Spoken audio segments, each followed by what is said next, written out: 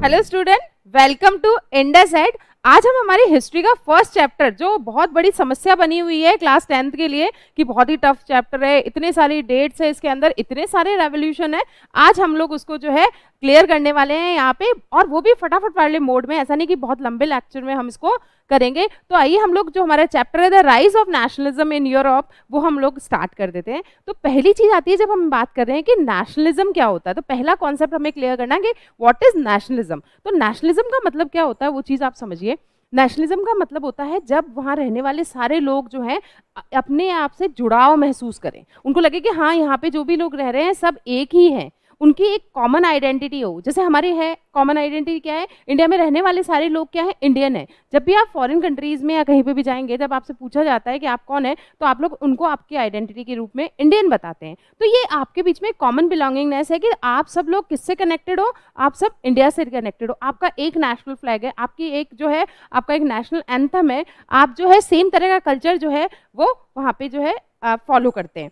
तो यही नेशनलिज्म होता है। इसका मतलब क्या होता है, द फीलिंग ऑफ टुगेदरनेस और common identity and common belongingness. ठीक है, तो हमने कहा एक साथ है, सब एक साथ रह रहे हैं कि हम इंडिया के निवासी हैं, कॉमन आइडेंटिटी है कि इंडियंस है, और कॉमन बिलोंगिंगनेस है तो हमारा नेशनल फ्लैग है, हमारा नेशनल एंथम है, हमारी जो भारत माता है वो सबके लिए सेम है। तो यही नेशनलिज्म होता है। तो जब हम लोग बात करें कि हमारा इंडिया तो हमेशा से एक नेशन स्टेट ही रहा है, तो हम लोग यहाँ पे देख रहे हैं कि बहुत सारी यूरोप जो है, हम अभी जो हमें जैसा मैप दिखाई देता है वैसा मैप नहीं था। सब अपने अलग अलग जो है, पहले जो है डायनेस्टिक रूल होता था, हर जगह अलग अलग राजा रूल किया करते थे, सबके बीच में कोई भी कॉमन आइडेंटिटी नहीं होती थी, उनकी सिर्फ एक ही होती थी कि वो उस राजा के अंडर में है। आप देखते हो जब भी वॉर्स होगी, फिर उसके बाद में टेरिटरीज बदल जाती थी, टेरिटरीज बदलने के साथ साथ डायनेस्टी बदल जाती थी, और लोगों की आइडेंटिटी बदल जाती थी कि अब वो उस डायनेस्टी से हटकर किसी दूसरी डायनेस्टी के अंडर में आ चुके। तो यही है नेशनलिज्म। ठीक है, अब हमने कहा कि 19th सेंचुरी आते आते जो ये नेशनलिज्म के जो मतलब आइडिया था ना, वो बहुत ज़्यादा जो है इन्फ्लुएंस लोगों को करने लगा था। लोग सब चाह रहे थे कि हमारी जो कंट्री है वो भी क्या बने, कि एक नेशन स्टेट बने। और इसमें जो सबसे आगे जो रहा था, जिसने जो है सबको ये रास्ता दिखाया था, वो था फ्रांस। फ्रांस के अंदर जब फ्रेंच रेवोल्यूशन हुआ था इन 1789, तो उसने सब लोगों को एक रास्ता दिखाया कि नेशनलिज्म जैसी चीज़ भी होती है, और हम लोग अगर कोशिश करें तो हम एक नेशन स्टेट बन सकते हैं।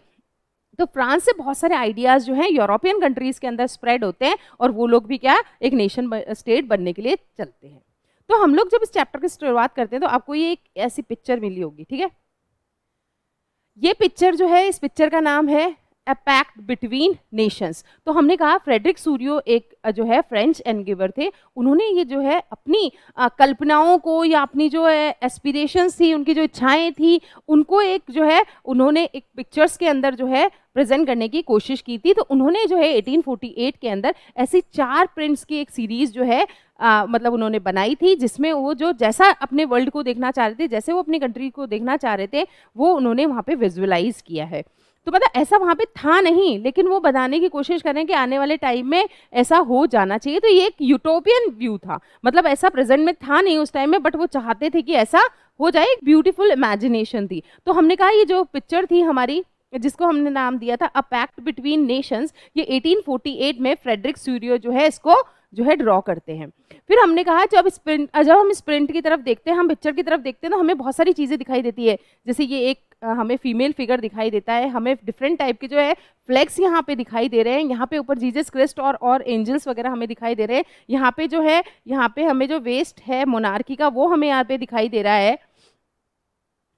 जो सेटर्ड पार्ट है मोनार्की का, वो हमें दिखाई दे रहा है। लॉन्ग मार्च में हमें लोग यहाँ पे चलते हुए दिखाई दे रहे हैं। तो मतलब अभी इस पिक्चर में वो क्या है, सारी इमेजिनेशंस दिखाने की कोशिश करें। वो क्या दिखाने की कोशिश करें कि जो है यहाँ पे एक फीमेल फिगर दिखाई गया है, जिसे स्टैच्यू ऑफ लिबर्टी कहा गया है। उनके एक हाथ में जो है टॉर्च ऑफ एनलाइटमेंट है, ताकि वो रास्ता दिखा रहे हैं कि आप जिस रास्ते पे चल रहे हो वो बिल्कुल सही है। दूसरे हाथ में जो है, उनके हाथ में the charters of men's right है, जिसमें उन्होंने पूरे मेंस के राइट के बारे में बताया, यानी मोनार्की से फ्री होने का बात बताई गई है। यहाँ पे अगर हम लॉन्ग मार्च को समझते हैं तो हमें यहाँ पता चल रहा है कि डिफरेंट जो हमारे यहाँ की कंट्रीज हैं वो सब इसके अंदर पार्टिसिपेट कर रही हैं, और सब लोग जो है एक नेशन स्टेट बनना चाहते हैं, और जो है किससे, मोनार्की से वो फ्री होना चाहते हैं। तो मतलब जो शटर्ड पार्ट पड़ा है यहाँ पे मोनार्की का, उसको वो क्रॉस करते हुए जा रहे हैं और हर पूरी मतलब वर्ल्ड के लोग जो है इसमें एंगेज है। और ये सब कुछ देख के जो वहाँ पे जीसस क्राइस्ट है, एंजल्स हैं, जो सब लोग हैं जो ऊपर बैठे हैं, सेंट्स वगैरह हैं, वो बहुत खुश हो रहे हैं और वो उनको ब्लेसिंग्स दे रहे हैं। ठीक है,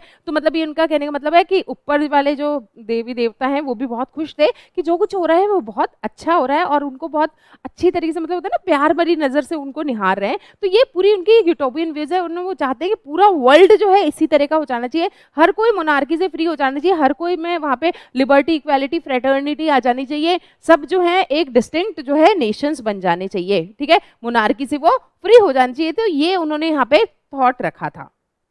आगे की हम लोग जब जाएंगे तो हमने कहा कि सबसे आगे जो है इस पोजीशन में जो है यूनाइटेड स्टेट्स है, उसके बाद स्विट्जरलैंड है, उसके बाद में फ्रांस और जर्मनी है। मतलब फ्रांस में तो शुरुआत हो चुकी थी ना, फ्रांस में आप देखोगे कि शुरुआत हो चुकी है, वहाँ पे फ्रेंच रेवोल्यूशन हो चुका था।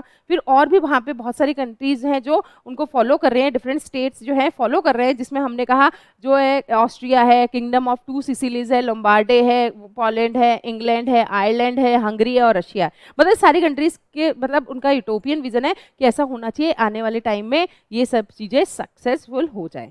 तो उन्होंने कहा ऊपर हेवन से जो जीसस क्राइस्ट हैं, सेंट वगैरह देख रहे हैं, वो इस चीज़ को सिंबलाइज कर रहे हैं कि वहाँ पे फ्रेटर्निटी है, भाईचारे से सब लोग आगे बढ़ रहे हैं और सब नेशन बनने की कतार में है। तो ये एक फ्रेडरिक सूरियो की एक विजन है जो उन्होंने इमेजिनेशन के थ्रू बताया था। आगे आने वाले टाइम में जब हम यूरोपियन कंट्रीज को देखेंगे तो हमें उनकी जो उनका सपना था ना वो हमें कहीं ना कहीं साकार होता हुआ दिखाई देता है। तो मैंने आपको कहा 1789 में जब फ्रेंच रेवोल्यूशन होता है उसके बाद में बहुत सारे आइडियाज जो है पूरे यूरोप में स्प्रेड हो जाते हैं। तो ऐसे कौन कौन से आइडियाज थे, ऐसी कौन कौन सी चीजें थी जो लोगों को इंस्पायर कर रही थी एक नेशन स्टेट बनने के लिए, तो हम लोग वो चीजें देख लेते हैं।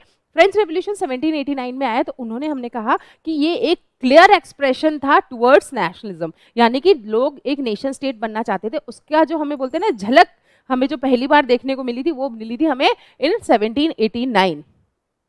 ठीक है, फ्रेंच रेवोल्यूशन हुआ, सारा याद है ना आपको, 14 जुलाई 1789 बास्टाइल, उसके बाद में नेशनल असेंबली फ्रेम होना, वहाँ पे वो पूरा जो हम चीज़ें देख के आए वो सब यहाँ पे हो रहा था। उन्होंने जो है बोला कि कोई डायनेस्टिक रूल नहीं होगा, कोई राजा वाजा यहाँ पे रूल नहीं करेंगे। तो हमें पता है लुइस 16 जो है वहाँ से हटा दिया जाता है, जो बर्मन डायनेस्टी का किंग होता है। तो उन्होंने बोला अब दो ही चीज़ें होगी। बोले क्या होगा, एक होगा ला पैत्रिये और दूसरा होगा लेस सितियन। तो ला पैत्रिये का मतलब होता है एक फादरलैंड और लेस सितियन का मतलब होता है वहाँ के सिटीजन। इसके अलावा कोई उनके बीच में डिस्क्रिमिनेशन नहीं होगा। जैसे पहले डिस्क्रिमिनेशन था, first estate, second estate, third estate, वो लोग एक दूसरे को एक्सप्लॉइट करते थे। तो उन्होंने कहा अब सिर्फ एक फादरलैंड है यानी कि उनका फ्रांस है और दूसरे वो लोग उसके सिटीजन। जैसे हम कहते हैं ना हमारी भारत माता है और हम सब उनके बच्चे हैं, तो उसी तरह से जो है ला पैत्रिये और लेस सितियन वाला एक नई चीज वहाँ पे आती है। एक नया फ्लैग वहाँ इंट्रोड्यूस होता है, जो ट्राई कलर फ्लैग फ्रांस का होता है वो वहाँ पे आ जाता है। उसके बाद में हम लोग देखते हैं कि सेंट्रलाइज जो है सेंट्रलाइज एडमिनिस्ट्रेटिव सिस्टम हमें वहाँ पे देखने को मिलता है, यूनिफॉर्मिटी आ जाती है लॉज में और सभी सिटीजन्स के लिए वो लॉ सेम होता है। ऐसा नहीं अमीर के लिए फर्स्ट एस्टेट के लिए अलग है और सेकंड एस्टेट के लिए अलग है, ऐसा नहीं होता है, सबके लिए यूनिफॉर्मिटी आ जाती है। रीजनल जो डायलेक्ट्स है मतलब जो बोलियां हैं वहाँ की, वो लोग जो है उनको सबको डिस्करेज कर देते हैं कि ऐसा नहीं हो कि हर जगह आप अलग अलग बोलो, आप अपने घर में सारी लैंग्वेजेस बोल सकते हो, लेकिन एक लैंग्वेज जो फ्रेंच है उसको जो है एक कॉमन लैंग्वेज बना दी गई थी कंट्री के लिए। न्यू हिम्स जो है वहाँ पे कंपोज हो रहे थे, नए जो है नेशनल एंथम्स वगैरह लिखे जा रहे थे, जो है फ्रांस के नाम पे जो है ओथ्स ली जा रही थी अभी, और जो पहले इंटरनल कस्टम ड्यूटीज और ड्यूज वगैरह होते थे उन सबको अबॉलिश कर दिया गया था। अब हमने कहा पूरा सीन चल रहा था, हमने जब फ्रांस में ये देखा कि सब जो भी अंदरूनी सब चीज़ें हो रही थी ना, जो अलग अलग डायनेस्टीज थी, अलग अलग डायनेस्टी रूल कर रही है, अलग उनकी कस्टम ड्यूटीज हैं और उनके अलग ही बहुत सारे जो वो टैक्सेस उन पे लगा रहे, तो उन सबको खत्म कर दिया गया था। अब देखिए क्या होता है, हमने यहाँ पे बात करी थी कि फ्रेंच रेवोल्यूशन के अंदर बास्टाइल वाला होने के बाद में एक कॉन्स्टिट्यूशनल जो है मोनार्की हमारे सामने आती है। फिर हमने कहा कि हमारे पास में जो है जैकोबिन क्लब्स, ये रोबेस्पियर आ गया, रोबेस्पियर के बाद में डायरेक्टरी रूल आता है। डायरेक्टरी रूल के बाद में आप देखोगे तो 1799 में जो है वहाँ पे एक जो है इंसान की एंट्री होती है और वो था नेपोलियन। ठीक है, नेपोलियन जब वहाँ आता है फिर वो आने के बाद में 1804 के अंदर जो है एक सिविल कोड ऑफ 1804 इंट्रोड्यूस करता है, जिसको हम नेपोलियनिक कोड भी कहते हैं। अब आखिर उस नेपोलियनिक कोड में ऐसा क्या था, तो हमने कहा जब हम बात करते हैं डायरेक्टरी रूल तक हमने कहा कॉन्स्टिट्यूशनल मोनार्की वगैरह चल रही थी, तो एक मतलब चेंजेस आना स्टार्ट हुए थे, लेकिन अचानक वहाँ पे हम देखते हैं एक जो आदमी आता है जो आके वहाँ पे डेमोक्रेसी को ख़त्म कर देता है और सारी पावर्स जो है अपने हाथ में रख लेता है। आते ही वो बहुत सारे चेंजेस करता है जिसे हम नेपोलियनिक कोड या हम लोग उसको 1804 का सिविल कोड भी कहते हैं। तो आइए देख लेते हैं मेन फीचर्स उसके क्या थे।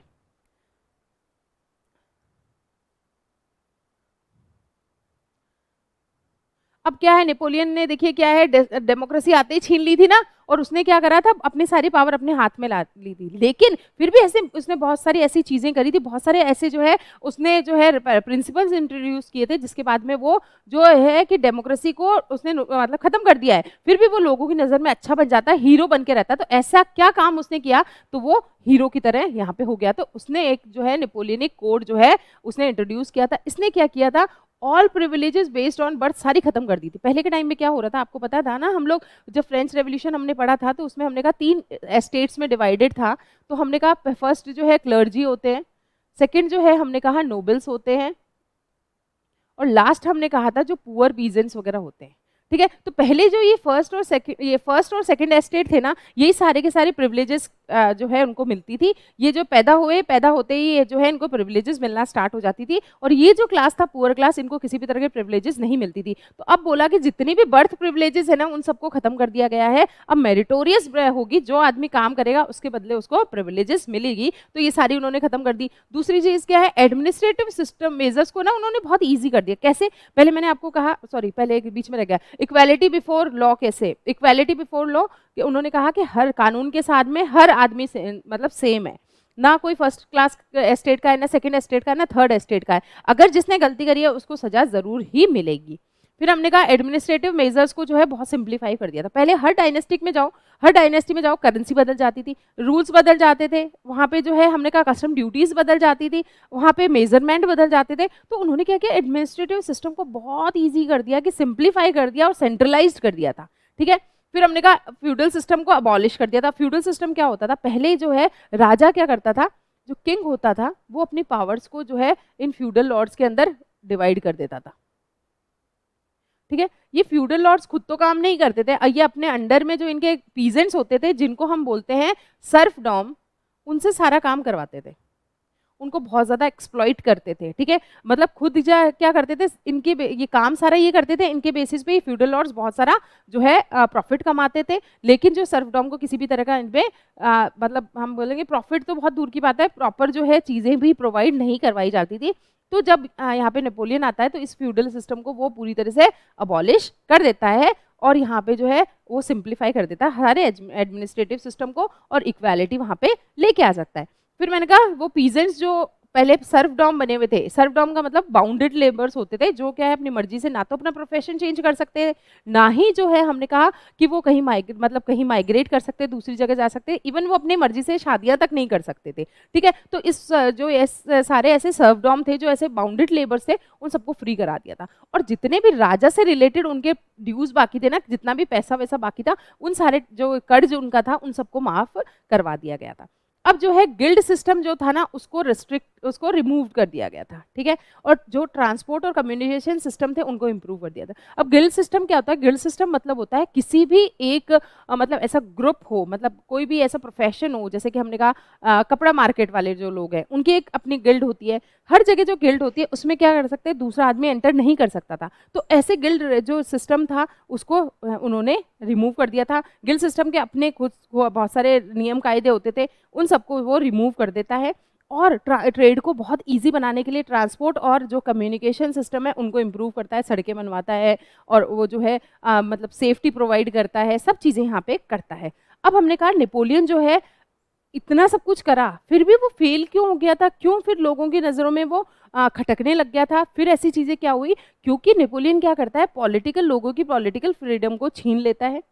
ठीक है, उनको किसी में ना तो वो वोट कर सकते हैं ना कुछ भी कर सकते हैं, टैक्सेस बहुत ज़्यादा बढ़ा देता है। ठीक है, और क्या करता है, उनके ऊपर सेंसरशिप लगा देता है, सिविक राइट्स उनके सारे छीन लेता है। आप ना मर्जी से जो है कोई एसोसिएशन बना सकते हो, ना आप जो है ग्रुपिंग कर सकते हो, कुछ भी यहाँ पे नहीं कर सकते। और सबसे जो खतरनाक काम था, वो ज़बरदस्ती क्या करता था, फोर्सली ना लोगों को रिक्रूट कर रहा था फ्रेंच आर्मी में। क्योंकि देखिए उसका तो मतलब एक ही था कि उसका एक्सपेंशन चाहिए, एक्सपेंशन के लिए उसको बड़ी आर्मी चाहिए, बड़ी आर्मी के लिए वो क्या करता था, लोगों को ज़बरदस्ती फ्रेंच आर्मी में जो है उनको रिक्रूट कर रहा था। तो ये सारी चीज़ें जो है वो नेपोलियन कर रहा था। अब ये जब अच्छी-अच्छी खबरें जब बाहर के लोगों में पहुंची ना, तो हर कोई चाहने लगा, यूरोपियन कंट्री का लोग, कि हमारे यहाँ पे भी नेपोलियन आए और हमें भी जो है इन सब जो मोनार्की है उससे फ्री कराए। अब चलो ये तो फ्रांस वाली रामायण तो हमने सारी सुन ली। अब हमने कहा कि अब यूरोप में ये जो है नेशनलिज्म कैसे स्प्रेड हुआ वो हम चीज़ देख लेते हैं। जब फ्रेंच वाली खबरी लोगों के पास पहुंची तो उन्होंने भी चाहा कि हमारे यहाँ पे भी जो डिफरेंट डायनेस्टी में लोग बटे हुए हैं वो लोग सब क्या एक साथ मिले और एक साथ मिलके एक नेशन स्टेट बनाए। तो जब हम बात करते हैं जो पहला हमारे जो कंट्रीज़ थी, मतलब जो यूरोप के अंदर जो कंट्रीज़ थी या स्टेट्स थे, वो लोग क्या है छोटे छोटे किंगडम्स में, डचीज़ में या कैंटॉन्स में, कैंटॉन में स्टेट्स में बटे हुए थे और उनके खुद के ऑटोनॉमस टेरिटरीज होती थी और उनके खुद के रूलर्स होते थे। अब सोचो हर एरिया में एक अलग रूलर है तो उसके अलग सारे के सारे सिस्टम होंगे, तो इससे क्या हो रहा था, लोगों में कहीं पे भी कनेक्टिविटी दिखाई ही नहीं दे रही थी। तो इसके लिए जब लोगों ने ये सब चीज़ें देखी तो उन्होंने कहा कि हमें भी एक नेशन स्टेट बनना चाहिए। तो ये बारे में कौन सोचता है, हमेशा ध्यान रखना, तो ये सोचेगी मिडिल क्लास। जब एक मिडिल क्लास इमर्ज होती है, जब वो पढ़े लिख जाते हैं, जब वो बाहर की चीज़ों से कनेक्ट होते हैं, तो वो लोग क्या करते हैं, इन अपने यहाँ पे जो है ये सब चीज़ें जो भी यहाँ पे हो रहा था, मोनार्की रूल को एंड करना चाहते हैं, लिबरल सोसाइटी चाहते हैं, कॉन्स्टिट्यूशन उनका खुद का चाहिए होता है, ठीक है। और एक नई आइडियोलॉजी जो है लिबरलिज्म की, फ्रीडम की जो है वहाँ पे इंट्रोड्यूस होती है। फिर हम लोग आगे जो है बहुत सारी चीज़ें इसमें पढ़ने वाले हैं, तो हम लोग एक एक चीज़ को अच्छे से मतलब जो है थोड़ा सा समझ लेते हैं। तो हमने कहा अब ऐसा क्या हुआ था जिसकी वजह से मतलब यूरोप के अंदर भी लोग जो है नेशन स्टेट बनाना चाह रहे थे। तो इसका रीज़न ये था कि एरिस्टोक्रेसी जो थी हमारे यहाँ पे, जो राजशाही तंत्र चल रहा था, राजतंत्र जो चल रहा था, और एक पुअर क्लास थी, उन दोनों के बीच में से एक नई क्लास इमर्ज होकर आती है, वो थी मिडिल क्लास। ये ऐसे लोग थे, थोड़े लॉजिकल थिंकर हो गए थे, थोड़े पढ़ाई लिखाई कर ली थी, थोड़ा बहुत पैसा इनके पास में आ गया था और वो बाहर के लोगों से कनेक्ट हो रहे थे। तो वो लोग क्या चाह रहे थे कि हम लोग क्या है धीरे धीरे जो है हमारी कंट्री में से ये मोनार्की रूल खत्म हो जाए और हम लोग एक नेशन स्टेट में रहना स्टार्ट करें।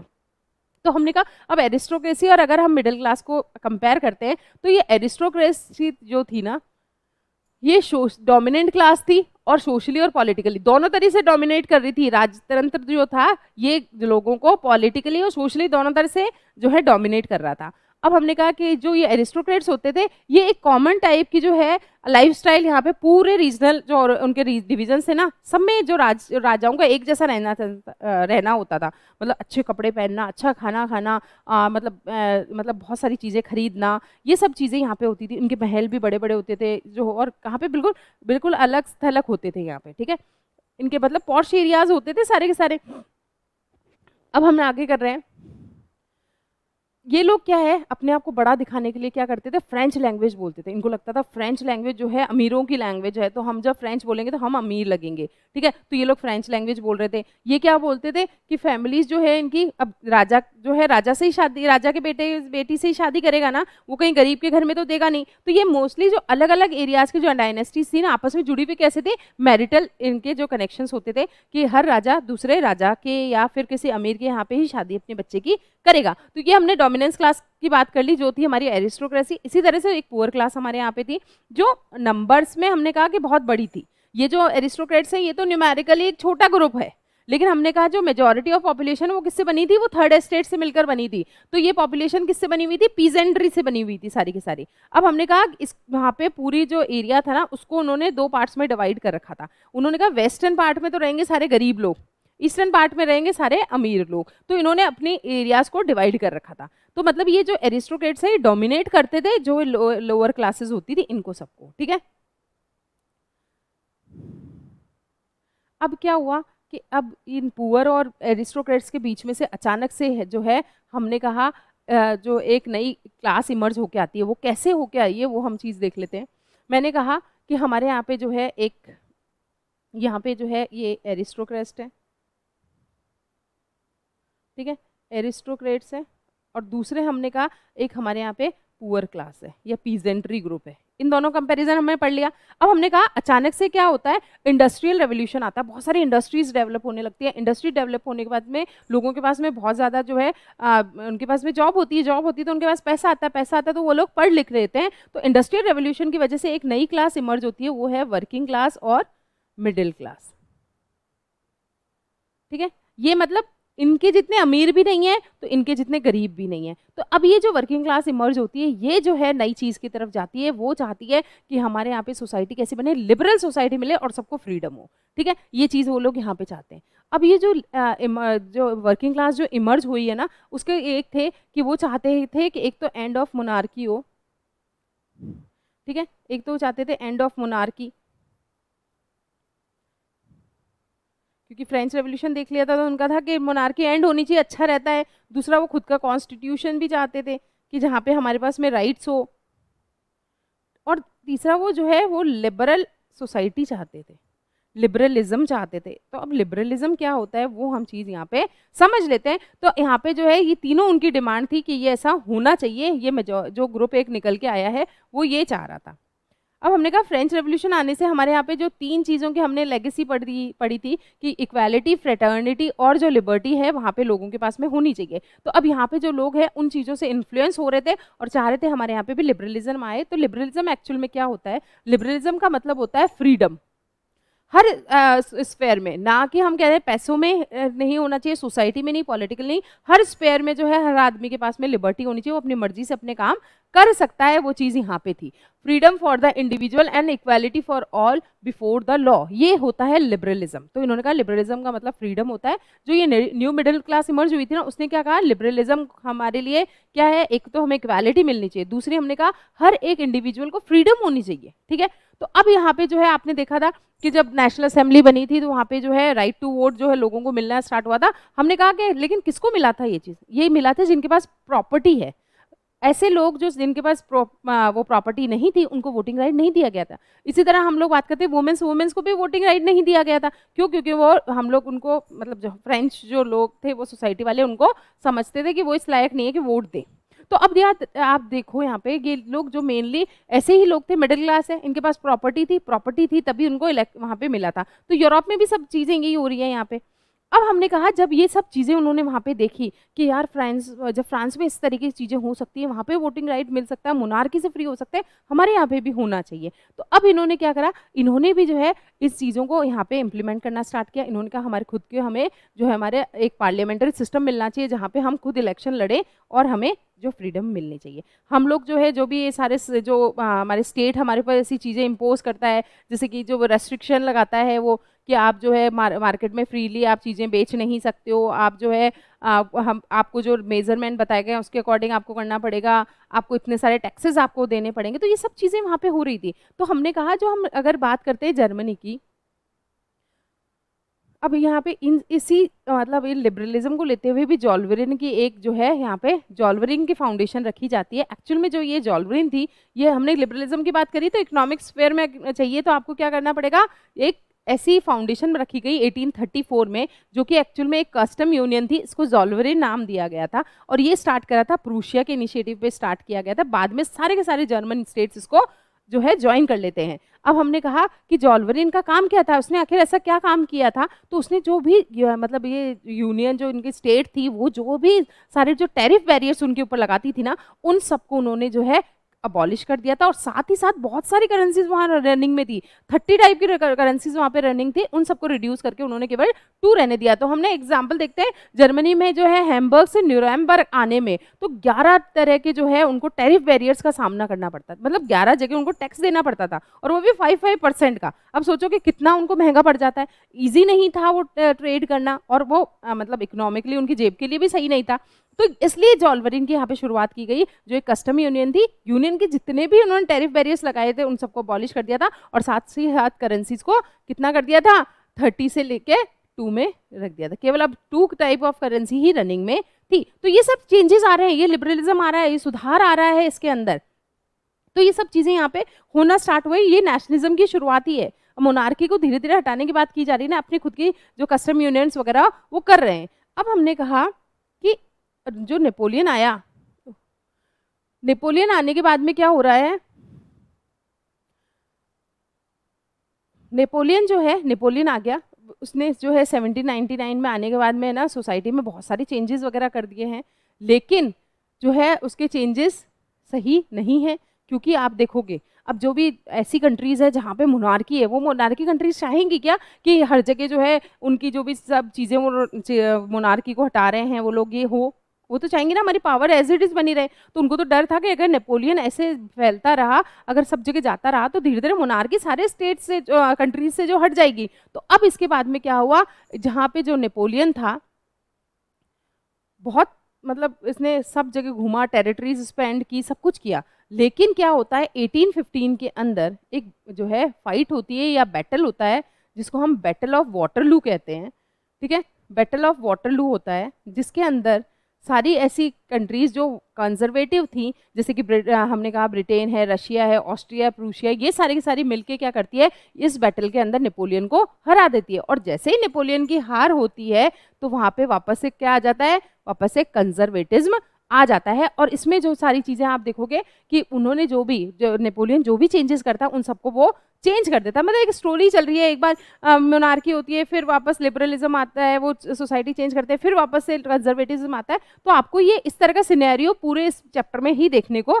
मिलेगा। अब यहाँ पे क्या होने लगा कि जो कंजर्वेटिव्स थे ना, अब जो हरा दिया उन्होंने नेपोलियन को, तो उसके बाद में क्या है, एक ट्रीटी साइन की जाती है जिसको ट्रीटी ऑफ वियना के नाम से बोला जाता है। ये वियना जो प्लेस है वो ऑस्ट्रिया के अंदर है, और वहाँ पे जो है ये ट्रीटी साइन की जाती है। इसके अंदर अब जो नेपोलियन जब चला गया तो फ्रेंच जो है वहाँ पे किस तरह का रूल होगा उसके बारे में डिस्कशन होता है। तो ऑब्वियस है ये जो नेपोलियन ने आके मोनार्की को हटाया था, अब मोनार्की वापस से रीएस्टैब्लिश हो जाएगी। तो कंजर्वेटिव्स जो ऐसे लोग थे सारे के सारे, जो किसमें, चर्च में बिलीव करते थे, जो राजा की पावर्स में बिलीव करते थे, सोशल हायरार्कीज में करते थे, और बर्थ प्रिविलेजेस में करते थे, तो ये सब चीज़ें नेपोलियन ने छीन ली थी। अब वो आपके वापस क्या करेंगे, उन वापस पावर्स को वापस से रीगेन करेंगे। तो जो ट्रीटी ऑफ वियना 1815 में साइन होती है, ये जो हमने कहा ऑस्ट्रिया के वियना नाम के प्लेस पे होती है, और इसको जो है इसको प्रिसाइड जो करते हैं वो यहाँ पे रहता है ड्यूक मैटरनिच, जो कि ऑस्ट्रिया का चांसलर है। और यहाँ पे जो है जो सारी की सारी ऐसी यूरोपियन पावर्स थी जिन्होंने नेपोलियन को हराया था, जिसमें ब्रिटेन, रशिया, प्रूशिया और ऑस्ट्रिया है, वो लोग क्या करते हैं, बोलते हैं इस तरीके से तो क्या होगा, हर कोई आएगा फिर लड़ाई झगड़ा होगा, फिर कोई आएगा फिर लड़ाई झगड़ा होगा। बोले इससे तो चीज़ें नहीं बन सकती है, तो हम क्या करेंगे, अब क्या करेंगे, स्टेबिलिटी हमें चाहिए, स्टेबिलिटी के हम क्या करेंगे, अब कई चीज़ों को बदलेंगे। तो उसने जो भी नेपोलियन ने चेंज किए थे ना, उन सबको अंडू कर दिया था, वापस से उनको जो है जो चेंजेस थे सबको हटा दिया गया था, और वापस से जो है वहाँ पे बर्बन डायनेस्टी को रीएस्टैब्लिश कर दिया गया था। फिर उसके बाद में आप चीज़ें देखोगे, लेकिन इन लोगों ने जो इनके मतलब की चीज़ें थी ना, उनको उन्होंने एज इट इज़ रहने दिया। जैसे कि नेपोलियन ने एक 39 स्टेट्स की एक जर्मन फेडरेशन बनाई थी, उसको उन्होंने एज इट इज़ ही रहने दिया, क्योंकि उनसे उनको फ़ायदा हो रहा था। उनको लग रहा था कि जो उनकी जैसे इसकी मॉडर्न आर्मी, इसने मॉडर्नाइजेशन किया था आर्मी में नेपोलियन ने, ब्यूरोक्रेसी जो नौकरशाही थी वो उसने एफिशिएंट बनाई थी, जिससे क्या उसका राजकाज अच्छा चल रहा था। फिर इकोनॉमी को बूस्ट करने के लिए क्या जो भी चेंजेस उसने करे उनको सबको एज इट इज़ रहने दिया, बाकी जो भी चीज़ें थी सबको उन्होंने जो है हटा दिया, और वापस से कंजर्वेटिज्म को उन्होंने वहाँ पे लागू कर दिया था। तो ट्रीटी ऑफ वियना थोड़ा सा अच्छे से आप लोग पढ़ के जाइएगा।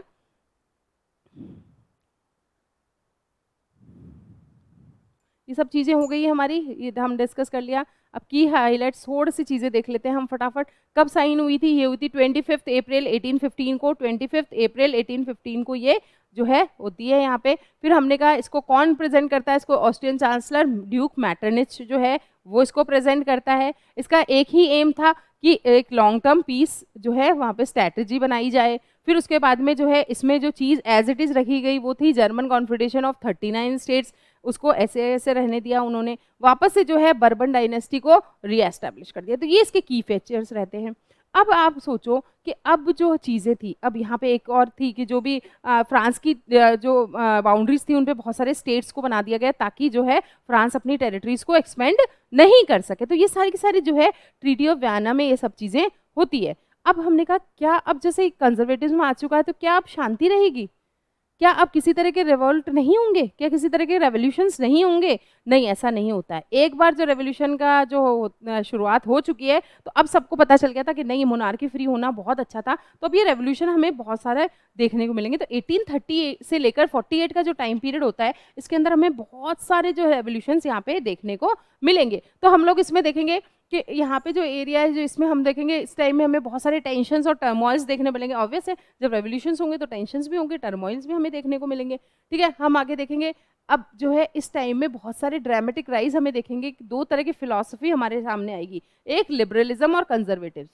कंजर्वेटिव्स आ जाता है तो लिबरलिज्म इसको हटाएगा, लिबरलिज्म आ जाता है कंजर्वेटिव्स इसको हटाएगा। तो मतलब यही सीन हमें यहाँ पे देखने को मिल रहा है यहाँ पे। अब जो है हमारे जो हमने बताया जो थे लिबरल्स थे, उनका सिर्फ एम ही क्या था कि मोनार्की को ओवरथ्रो करना है यहाँ से, और वहाँ पे अपनी खुद की पार्लियामेंट्री टाइप ऑफ गवर्नमेंट बना दी है, इलेक्शंस होने चाहिए यहाँ पे। तो अब हमें जो इस तरीके से बहुत सारी चीज़ें हैं यहाँ पे, बहुत सारे रेवोल्यूशन यहाँ पे देखने को मिलेंगे।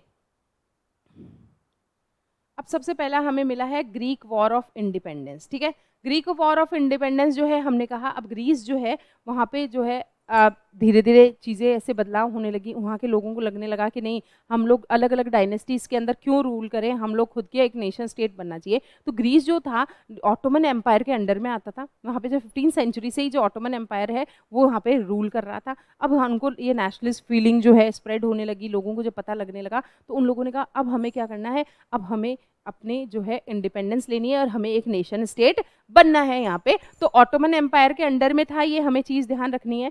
अब हमने कहा ऐसे सारे ये जो नेशनलिस्ट मूवमेंट जो चल रहा है यहाँ पे, इसमें ग्रीस में रहने वाले लोग और साथ ही साथ बाहर रहने वाले जो लोग थे, सब मिलके जो क्या करते हैं, इसको चलाते हैं। और यहाँ पे जो वेस्ट यूरोपियंस है वो भी इनको बहुत ज़्यादा सपोर्ट देते हैं इस ग्रीक कल्चर को, और वो भी जो है इस वॉर ऑफ इंडिपेंडेंस में उनका साथ देते हैं।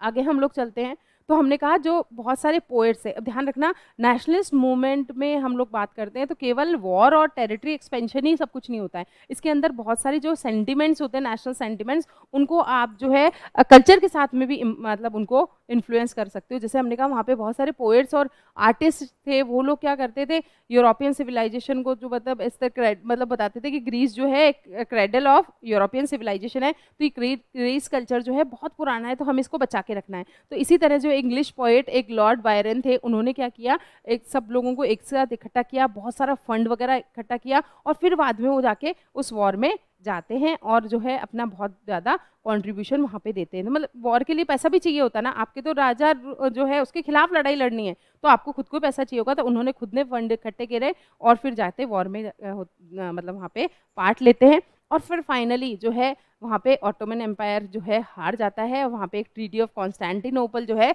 वो साइन होती है 1832 में, और ग्रीस को एक इंडिपेंडेंट नेशन बना दिया जाता है।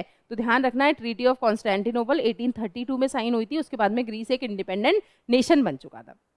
इसी तरीके से हम देंगे और भी देखेंगे यहाँ पे। तो हमने कहा कि यहाँ पे जो 1830 में जो वो था ना सारा का सारा सिस्टम, हमने कहा कि जब उसको वहाँ पे कंजर्वेटिज्म को वापस से कर दिया गया, वहाँ पे बर्बन डायनेस्टी को फिर से री एस्टेब्लिश कर दिया गया था फ्रांस के अंदर, तो अब वो भी शांति से थोड़े बैठने वाले हैं। तो वहाँ पे जो लिबरल्स थे उन्होंने बहुत सारे रेवोल्यूशन किए, तो उसमें से एक इंपॉर्टेंट है वो है जुलाई रेवोल्यूशन।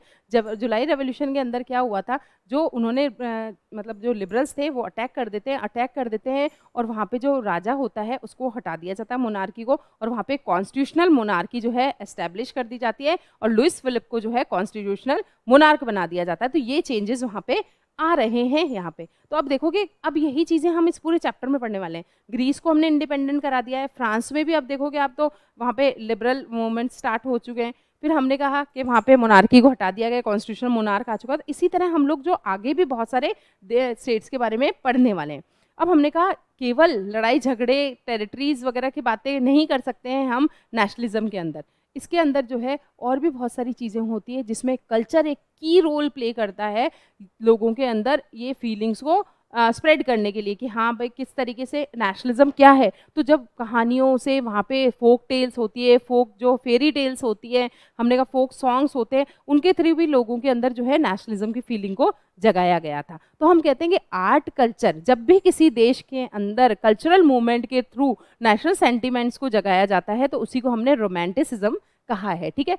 तो ये चीज़ यहाँ पे हो गई। तो हमने कहा सिर्फ एक ही चीज़ नहीं है जिससे हम लोग भाई लड़ाई झगड़े से ही आप जो है नेशनलिज्म ला सकते हो। तो हमने क्या कहा, यहाँ पे देखा है हमने, there was rise of a literary and cultural movement called romanticism which sought to develop nationalist sentiments। तो मैंने क्या कहा, कल्चरल मूवमेंट था ये एक जिसके थ्रू जो है लोगों के अंदर नेशनलिस्ट जो सेंटिमेंट्स हैं उनको जगाया गया था। अब जो लोगों को समझाया गया हर उनकी कॉमन लैंग्वेज में अंदर, उनके जो वहाँ के मतलब जो रीजनल डायलेक्ट्स हैं उनके अंदर, उनके वहाँ पे प्रचलित कोई भी फोक आर्ट्स है, जैसे अपने आप को कोई चीज़ बताने के लिए हम कठपुतली वगैरह का सहारा लेते हैं, हम लोग जो है यहाँ पे यहाँ के सॉन्ग्स वगैरह का साथ लेते हैं, यहाँ के कोई म्यूज़िक जो है उसका हम लोग साथ लेते हैं। उसी तरीके से जो वहाँ पे की जो कॉमन लैंग्वेज थी, हमने कहा वर्नैकुलर लैंग्वेजेस थी, या हमने कहा पॉपुलर कोई फोक आर्ट वगैरह है, उनको वो लोग यूज़ करके लोगों को समझाने की कोशिश करते हैं। हम लोग देखते हैं ना, जब भी कोई चीज़ का हमें अवेयरनेस फैलानी होती है, नुक्कड़ नाटक टाइप की भी चीज़ें आपको देखने को मिलती है,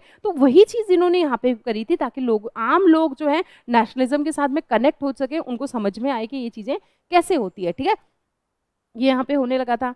फिर हम लोग देखेंगे जो यहाँ पे बहुत सारे राइटर्स थे, पोएट्स थे, पेंटर्स थे, हमने कहा म्यूजिशियन वगैरह थे, तो उन्होंने बहुत ज़्यादा जोर दिया था इसके अंदर। वो गा के, सुना के, पिक्चर्स बना के नेशनलिज्म को प्रेजेंट करते। अभी हम भारत माता की इसको पिक्चर को देखते ही हमें कैसे लगने लग जाता है, हमारे अंदर एक नेशनलिस्ट सेंटिमेंट जाग जाते हैं। जनगण मन सुनते ही हम लोग खड़े हो जाते हैं, हमारे अंदर एक नेशनलिस्ट जो है सेंटिमेंट जाग जाता है। उसी तरह उन्होंने भी क्या करा, लोगों को इसके थ्रू जगाना स्टार्ट किया, इन चीज़ों को कनेक्टिविटी के थ्रू में लेके आए। तो ऐसे ही एक जो है जर्मन रोमांटिक जो है एक फिलोसफर थे, उनका नाम था जॉन गॉटफ्राइड हर्डर जो है, उन्होंने भी इसी चीज़ पे ज़्यादा फोकस किया और जो लोगों को कल्चर के साथ कनेक्ट करके फिर उनको नेशनलिज्म की तरफ ले जाना स्टार्ट किया। तो उन्होंने बोला कि ट्रू कल्चर जो हमारा है वो हमें कहीं और नहीं मिलेगा, वो मिलता है हमारे जो हमारा जो फोक आर्ट है, हमारे फोक सॉन्ग्स है, उनके अंदर ही हमें जो है ओरिजिनल वहाँ पे देखने को मिलता है। ठीक है, यहाँ पे है कि अगर नेशनलिस्ट फीलिंग की बात की जाए तो हम उनको म्यूजिक लैंग्वेज के साथ भी हम उसको जगा सकते हैं। इसी तरह एक और हमें जो मिलते हैं वो है ग्रिम ब्रदर्स। इन्होंने क्या है, फेरी टेल्स जो होती है ना हमारे यहाँ पे परी कथाएं, उन सबको आधार बना के जो है लोगों के अंदर नेशनल सेंटिमेंट्स जगाए थे। तो ग्रिम ब्रदर्स में है एक जैकब ग्रिम है और एक विल्हेम ग्रिम थे। तो इन लोगों ने क्या किया था, ये जो जर्मनी से मतलब पैदा हुए थे, जर्मनी, तो जर्मनी से इनको बहुत ज़्यादा कनेक्टिविटी थी। तो उन्होंने क्या करा, पूरी जगह घूम घूम के बहुत सारी फोक टेल्स थी, फोक स्टोरीज थी, फोक जो ऐसी चीज़ें थी ना, उन सबको लेके आए और उनके थ्रू लोगों को कनेक्टिविटी दिखाने की कोशिश की। तो यहाँ से जब हम ये सब चीज़ें देख रहे हैं, जिसमें हमने कहा कि हम पिक्चर्स बना रहे हैं, हम सॉन्ग्स गा रहे हैं, हम फोक टेल्स ला रहे हैं, उनसे क्या होने लगा है, कनेक्टिविटी आने लगती है और कल्चर हमें दिखता है कि एक बहुत ही इंपॉर्टेंट रोल प्ले करता है नेशन के आइडिया के अंदर। अगर आप नेशन बनाने जा रहे हो तो उसमें कल्चर एक बहुत इंपॉर्टेंट रोल प्ले करता है, जिसके अंदर हमने देखा स्टोरीज भी हो सकती है, पिक्चर्स भी हो सकती है, म्यूजिक भी हो सकता है, बहुत सारी चीज़ें हो सकती है। एक एग्जाम्पल हम लोग समझते हैं कि लैंग्वेज किस तरह से एक इंपॉर्टेंट रोल प्ले कर सकती है नेशनलिस्ट सेंटिमेंट जगाने के अंदर। तो हम कहते हैं कि पॉलिश जो लैंग्वेज है, यानी पोलैंड जो है, वहाँ पे हमेशा से रशिया का मतलब था। हमने कहा पोलैंड जो है उसके ऊपर जो है रूल कौन करता था, उसके ऊपर रूल करता था रशिया। ठीक है, रशिया रूल करता था। अब चलो यहाँ पे जो पोलैंड में लोग जो है पॉलिश लैंग्वेज बोलते थे, अभी तक ठीक रह रहा था, लेकिन फिर क्या रशिया ने क्या करना स्टार्ट किया, स्कूल कॉलेजेस उनके जो भी सेरेमनीज वगैरह होती है उनमें से पॉलिश लैंग्वेज को हटा के वहाँ पे रशियन लैंग्वेज को इंट्रोड्यूस करना स्टार्ट हो गया। जब लोगों को ये सब चीज़ें दिखने लगी तो लोगों को बहुत बुरा लगा, क्योंकि उनको अपनी लैंग्वेज के साथ में बहुत प्यार था, उनका पूरा कल्चर उससे जुड़ा हुआ था। तो वो लोग क्या करते थे, उन्होंने इसको अपोज किया। जितने भी प्रीस्ट थे, जितने भी बड़े बड़े थिंकर्स थे, फिलोसोफर्स थे, सबने इसका बहुत ज़्यादा जो है अपोज करना उसको स्टार्ट किया था। ठीक है, और बहुत एक मूवमेंट टाइप का भी चलता है, बहुत सारे जो वो होते हैं जो हम लोग बात करते हैं, जो प्रीस्ट वगैरह वहाँ पे जाते हैं, लेकिन वो है वहाँ पे जो है रशियन जो आर्मी आती है और उनमें से मतलब उन पे अटैक कर देती है, और जो है कुछ एक प्रीस्ट वहाँ पे मारे जाते हैं और कुछ को जो है जेल के अंदर डाल दिया जाता है, किसको साइबेरिया भेज दिया जाता है, ताकि वहाँ पे उन जो ऐसी सिचुएशंस है वहाँ पे वो सर्वाइव कर ही नहीं पाएंगे। तो हम लोग एक इसमें नाम देखते हैं, उनका नाम है, एक है कैरोल कुरपेंस्की। ठीक है, ये इन्होंने क्या किया था, इन्होंने नेशनल स्ट्रगल को जो है वहाँ का जो लोग म्यूजिक है, ओपेरा म्यूजिक जो होता है, उसके थ्रू लोगों में जगाने की कोशिश की थी। ठीक है, उन्होंने जो है लोगों में जो वहाँ का पॉलिश लैंग्वेज है, पॉलिश डांस है, उन सब चीज़ों को एक सिंबल बनाया था यहाँ पे। ठीक है, अब हम लोग जो देखते हैं, जब रशिया ने ऑक्यूपाइड कर लिया पोलैंड को, तो ये हमने बताया कि सारे स्कूल्स वगैरह, कॉलेज वगैरह से उन्होंने जो है पॉलिश लैंग्वेज को हटाना स्टार्ट कर दिया था। अब जो है जो ग्रुप थे, जो मतलब पॉलिश लैंग्वेज जो थी ना, उनका जो था प्रीस्ट वाला ग्रुप, जो क्लर्जी ग्रुप था, उन लोगों को जब ये लगने लगा कि नहीं यार ना, ये इस तरीके से हमारी लैंग्वेज कहीं छूट जाएगी, हमारा कल्चर कहीं छूट जाएगा, तो उन लोगों ने क्या करना स्टार्ट किया, लैंग्वेज को एक जो है वेपन की तरह यूज़ किया था इस नेशनल रेजिस्टेंस के अंदर। ठीक है, हमने देखा यहाँ पे बहुत सारे चर्च वाले सब लोग इकट्ठा होने लगे थे, फिर वहाँ पे सब लोग क्या करते, सारे उनको बहुत सारे रिलीजियस इंस्ट्रक्शंस दिए जाते थे। अब जब आप इस तरह के मूवमेंट कर रहे हो तो ऑब्वियस है सरकार तो आपके खिलाफ होनी है, तो फिर से क्या वो प्रीस्ट को और बिशप्स वगैरह को सबको जेल में भेज देती है और कईयों को जो उसमें साइबेरिया भेज देती है। ठीक है। तो हमने देखा कि ये जो है वो लोग एक लैंग्वेज को यूज़ करते हैं एज अ वेपन फॉर जो रेजिस्टेंस दिखाने के लिए अपना। ये सब चीज़ें यहाँ पे होती जा रही है, सब लोग जो है नई नई चीज़ें यहाँ पे कर रहे हैं। लेकिन एक नया ही दौर जो हमें देखने को मिल रहा है कि यूरोप की जो है कंडीशन सही नहीं है, वहाँ पे हंगर हार्डशिप और हंगर और हार्डशिप हमें देखने को मिल रही है, जिसकी वजह से बहुत सारे पॉपुलर रिवोल्ट्स हो रहे हैं। अब हमने कहा यहाँ पे जो है इकोनॉमिक हार्डशिप का सामना करना पड़ रहा है यहाँ पे। अब हमने कहा क्योंकि जो मोस्ट ऑफ द पॉपुलेशन जो इंडस्ट्रीज सेटअप होने लगी है, लोगों में क्या है, पॉवर्टी आ रही है, पैसा नहीं है। पैसा नहीं है तो वो जॉब की तलाश में कहाँ जाएंगे, इंडस्ट्रीज में। तो इंडस्ट्रीज में गए तो इंडस्ट्रीज सारी कहाँ सेटअप है, सिटीज के अंदर। अब जो है आप देखोगे जो रूरल एरिया से सिटीज के अंदर माइग्रेशन देखने को मिल रहा है हमें, ठीक, जिसकी वजह से क्या होगा, पॉपुलेशन इंक्रीज हो गई। कहाँ पे, सिटीज के अंदर। अब पॉपुलेशन इंक्रीज हो गई है तो आपको पता है रहने के लिए, खाने के लिए, सबके लिए जगह चाहिए। तो आप देखोगे बहुत सारे स्लम्स जो है सिटीज में देखने को मिल रहे हैं हमें। अब इतना ज़्यादा पॉपुलेशन का प्रेशर जब सिटीज़ के ऊपर पड़ गया है और वहाँ पे इतना प्रोडक्शन है नहीं, तो उसकी वजह से क्या होगा, ऑब्वियस है जब आपको भरपेट खाना नहीं मिलेगा तो लड़ाई झगड़े तो सूझेंगे। तो ये सारी चीज़ें हो रही है। और साथ ही साथ में जो है प्राइजेस जो है फूड के बहुत ज़्यादा बढ़ जाते हैं, और क्योंकि क्रॉप फेलियर हो जाता है, क्रॉप फेलियर हो गया तो प्रोडक्शन बहुत कम हुआ, प्रोडक्शन बहुत कम हुआ तो शॉर्टेज ऑफ फूड हो गई, शॉर्टेज ऑफ फूड हो गई तो आपको पता है कि जो है जो गरीब लोग हैं वो उसको नहीं खरीद पाएंगे, और उसकी वजह से क्या होगा, लड़ाई या हमें रिवोल्ट देखने को मिलेगा। तो ये सब चीज़ें यहाँ पे हो रही थी। तो हमने कहा एक जो है 1845 के अंदर एक रिवोल्ट होता है सिलिसिया के अंदर, जो कॉटन वीवर्स होते हैं वो यहाँ पे करते हैं, ठीक है। सिलिसिया के अंदर जो है एक रिवोल्ट हमें देखने को मिलता है, वो था कॉटन वीवर्स का रिवोल्ट। ये लोग क्या होते हैं, जो इनका ओनर होता है, जो मालिक होता है, वो क्या करता है, इनके वेजेस में कटौती कर देता है।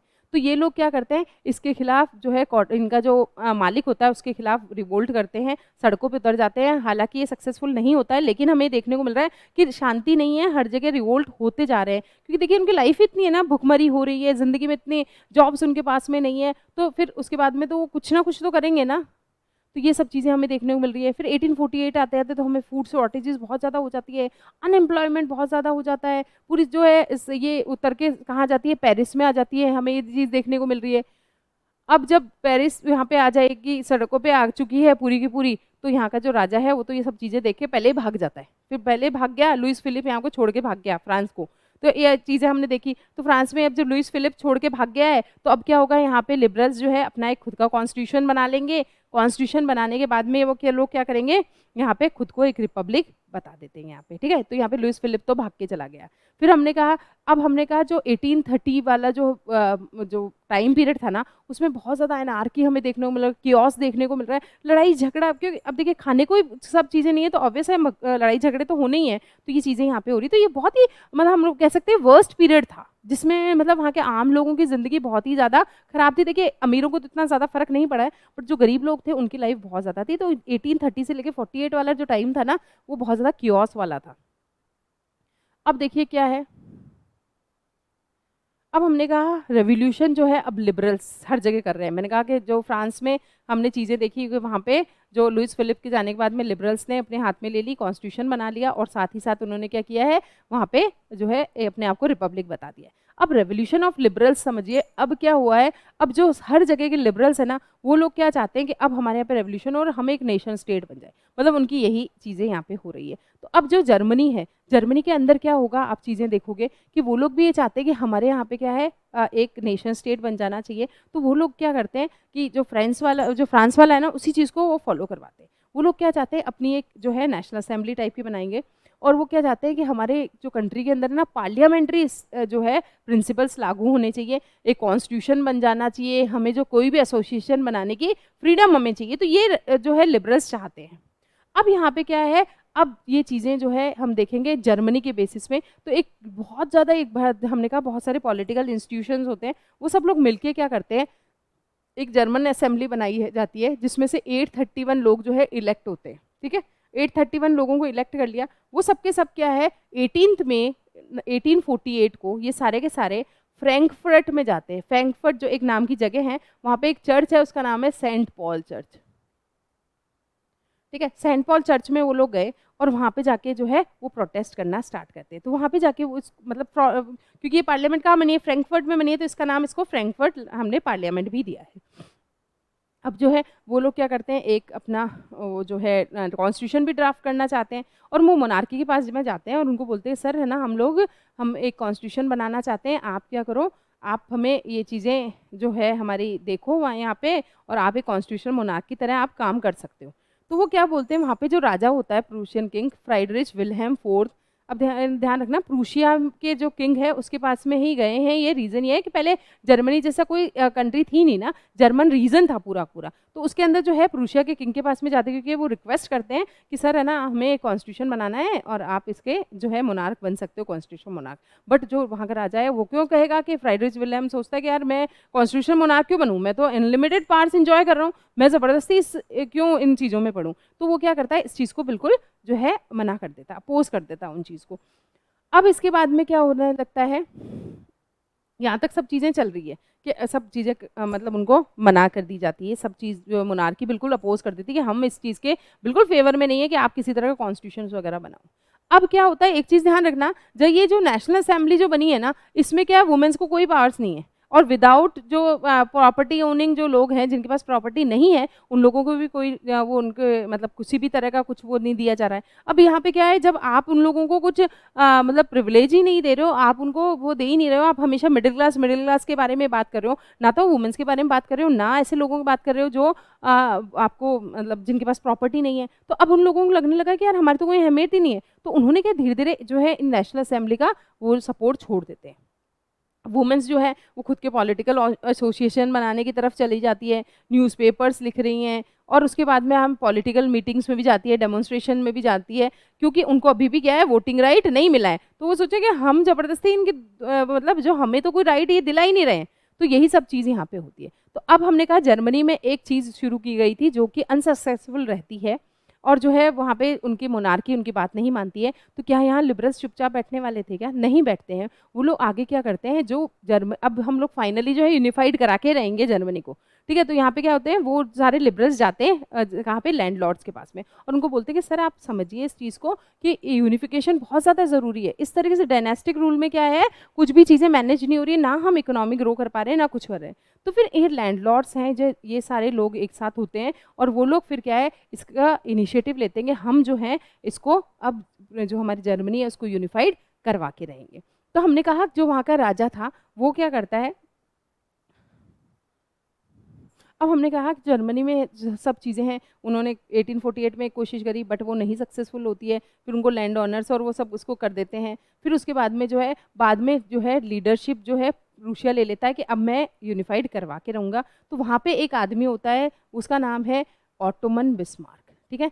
ये क्या है, ये वहाँ का लीडर होता है बहुत ज़्यादा, जो इसको हम कहते हैं नेशन बिल्डिंग का जो जर्मनी में काम हुआ है ना, उसमें सबसे ज़्यादा जिसका योगदान था वो था ऑटोमन बिस्मार्क। हमारे यहाँ पे जो हम कहते हैं ना कि हमारे वो हमारे जब इंडिया का जब हुआ था, तो हमारे वो थे ना, अरे जिनका अहमदाबाद में वो है,